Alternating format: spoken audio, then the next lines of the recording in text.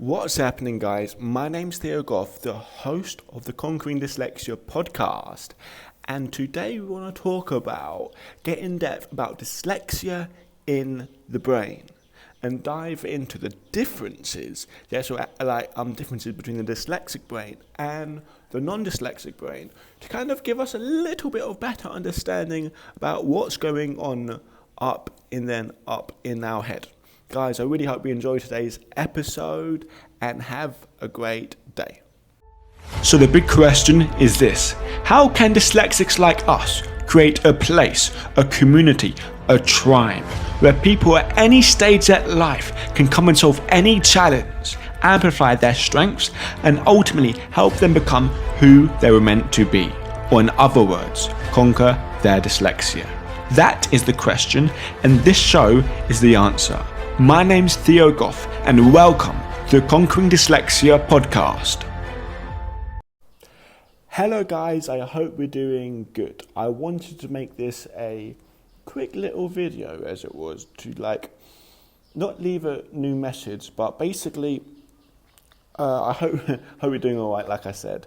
But you might know I'm working really hard at the moment on creating a book. I'm writing a book. And the first part of it it's going to be massive, so it won't be out anytime soon. But the first part is these steps. And the first thing, I'm going to fully answer the question, what is dyslexia? What is it fully? And other people answer it, and I feel I'm trying to look at it from a very, very holistic standpoint. But one way of answering what is dyslexia is answering it as in what is dyslexia in the brain. And that's how so many people can define dyslexia as a neurological issue. It's in the brain. But I can't take a completely different approach to saying, yes, it's in the brain, but that's not nearly all of what dyslexia is. Having dyslexia makes it so much more than just being neurological. But yet, I still have to answer it, and I want to answer it as accurately and as in depth as possible, but also in a way that people can understand. So I hope we don't mind if I blurt out kind of stuff I've been learning about the brain and about how dyslexia affects it and how maybe that can relate to your life. And now, I learned so much stuff in the past that made perfect sense, and I fit the stuff here, fit the stuff there. But I'm really trying to look at the actual science of dyslexia. And before, when I tried to understand it, a lot of it turned me off very, very fast. Why? Because it seemed very complex and it seems all incongruent. This person says this other person says this, and they might be speaking they might be making sense, but yet they're speaking a language that I don't speak, because they're saying two different things. I think they mean two different things. They could mean the same things. But basically, how I came about what I'm kind of think about processing is that, okay, here's what dyslexia is in the brain. It's not what dyslexia is fully, but here's what it is in the brain. We're born and basically we have I think it's called polymorphic, that's how I read it, but polymorphic introduce, I don't know, but affects genes that we get passed down from our parents that changes our brain structure slightly to so much that we have a different brain structure, and that can lead to different effects. But basically, one of them is that we have a larger right brain than we do have a left brain. And we know, dyslexics, we're right-brained thinkers. But actually, from right-handed people, our right side is bigger than our left side as dyslexics. And non-dyslexics, their left side is slightly bigger than the right side. Means they have more activity there, they can do things there, and the left side is more with numbers, with thinking. It's more processing, remembering, more factual information. But the right side is visual thinking, is 3D thinking, is visualizing things, thinking pictures, daydreaming, imagining things, doing all that. And me, personally, I always use my right side of my brain all the time. Thinking, visualizing, picturing, daydreaming. I play sticks and swords still now. I remember I went for a walk here out in Thailand teaching English. Crazy. But I remember I'm in this place called Conken, really beautiful, middle of nowhere. Went for a walk and I found this bamboo stick. Took the bamboo stick back. It's down there downstairs. Sorry about the birds. But it's downstairs and I go downstairs and I play with the bamboo stick. Imagine I'm fighting all these different stories just by myself and I'm 22. And I do this because my mind is so creative like that. I do that because my mind is so visual thinking. And so the first thing I understand, okay, we're heavily right brain dominant. And that can lead to so many gifts, but also can lead to so many struggles. That's the first thing. First sort of level to look at. And let's go a little bit more complex. It's 3-part. When a non-dyslexic person reads, we're looking at dyslexic brain reading, there's 3 parts of the brain that they activate. There's occipital, Broca's, and I don't know, some other one. But basically, one little thing at the front of their head is all on the left side, one little thing at the front of their head, and 2 areas at the back of their head. And I think most important is the occipital. Because the occipital part of the brain, which is in the back of the brain, basically it helps with the word looking. So you look at the word and you read the word. So the form of the word. So you can look at a word and read it. And instead of when dyslexics reads, and this is through MRI machines, fMRI, when they can scan the brain and see exactly what's firing when someone's reading. So when a dyslexic person's read, they only fire the front of the brain, not the back parts of the brain, the front part of the brain. And the front part of the brain is responsible for basically sounding out all the letters and all the phonemes part. And that is very, very overactive because we try to compensate because we can't activate the back parts of our brain when we're reading. And that's basically why when we're trying reading, it's 5 times more effort for us to decode the words because we're only using this part of our brain instead of using the more efficient back parts of our brain. That's the first part.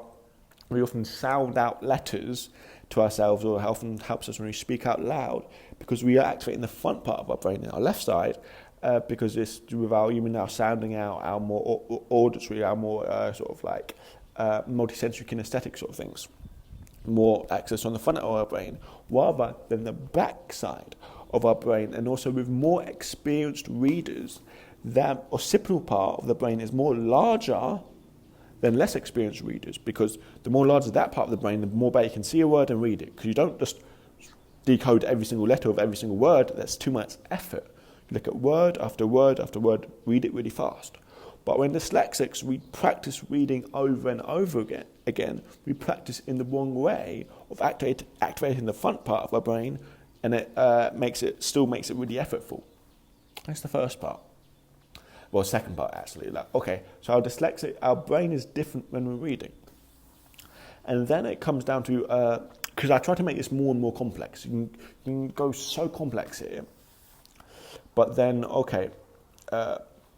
after that, you go into, how is the brain different? And why do you have all these different, you mean with remembering lists, with handwriting, with all these other things that we find hard? Why do you have all of those? And to explain dyslexia the best, and there's this book, I forget what it's called, Reading and Writing Program for Dyslexics, something like that. But anyway, it's got this diagram, beautiful diagram. Not beautiful, it's basic, but it makes so much sense in my head. And it starts with saying, someone with dyslexia, here's what they have, and trickle down. They've got polymorphic integers, changes in the brain structure, and that changes in the brain structure lead to magnonuclear deficit, which is basically problems with sight and hearing, like that. Can cause some dyslexic problems. Another thing is a cerebellar deficit, which leads to other issues. Yes, cerebellar. There's a lot to do with automation,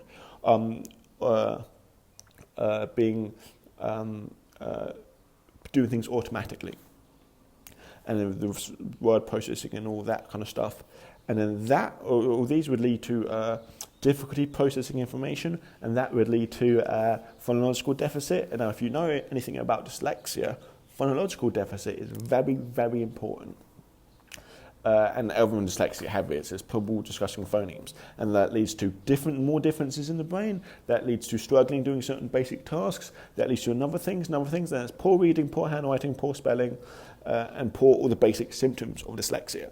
But looking at this graph, you understand how everything changes from a change in the brain to lead to defects here, lead to this, lead to this, lead to this, lead to that. And then, so as you can see, I'm very, very into this at the moment and very, very trying to understand this. But the whole point of understanding this, I'm not trying to understand this to better understand myself, because what dyslexics are very good at understanding things at a very big picture. But yet we're bad at understanding all the small details.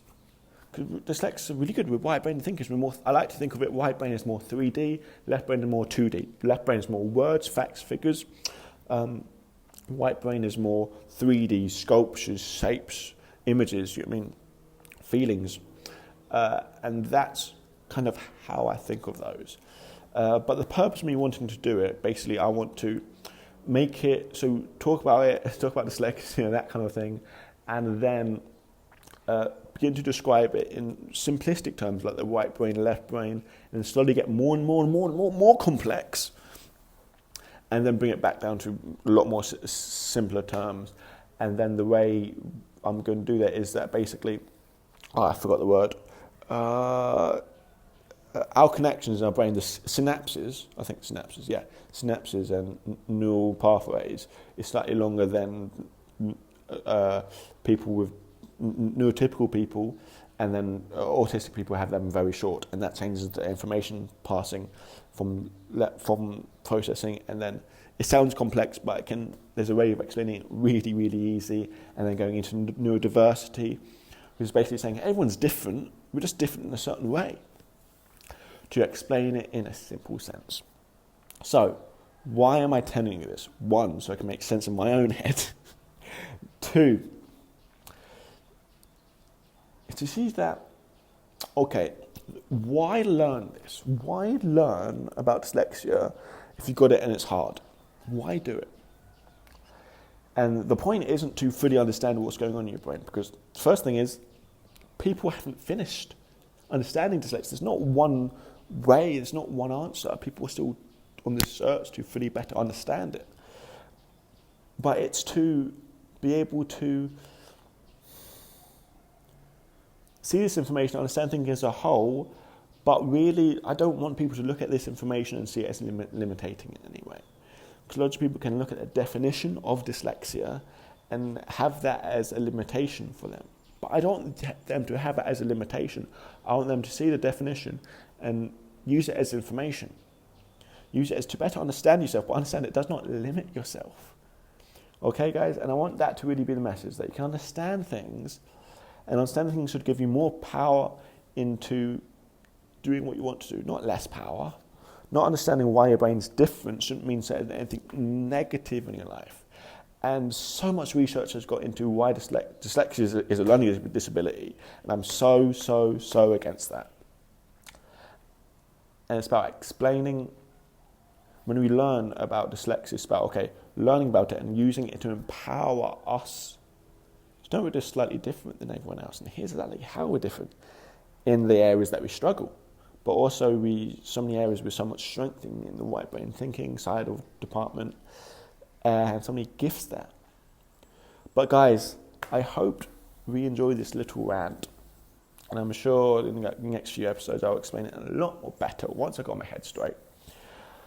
But yeah, so that's what I'm working on, guys. And if you want to work on things, don't let anything stop you, and don't do things before you're ready for it, and keep going, keep thriving, doing our best selves, and do not let dyslexia stop you in any way in your life. I'll see you all again soon. Bye. Hey guys, I hope you enjoyed today's episode. Now, I got something really exciting I want to share with you. Over the last 5 years, I've been absolutely obsessed with learning everything I can about dyslexia and how they can overcome their challenges and maximize their strengths. And I've been spending many hours on many days scouring the internet to find solutions to the problems. And I found many solutions. So over quarantine, I was thinking, what if I scour the internet again? What if I go through every last resource that I've been through before and take everything that's useful and put it into one place? And that's how I filled up a lot of my time in quarantine. I scoured the internet and found all the most inspirational, all the most informational, all the most useful videos about dyslexia out there and put them all into one place, so you don't have to waste time scouring the internet to find solutions to your problems, so you know there's only one place to go. And this thing I created is called the Dyslexia Black Book. You can get it at conqueringdyslexia.net/Black Book. Now, I'm wanting to offer this to you and present this to you completely for free because I want to save you time. I want to save you time so scouring the internet and not finding the answers like I've done. If you go to conqueringdyslexia.net/Black Book, Conquering Dyslexia Black Book, you'll find it. Or guys, you can just click the link in this episode description to find it. But yeah, guys, that's the special message I wanted to share with you today.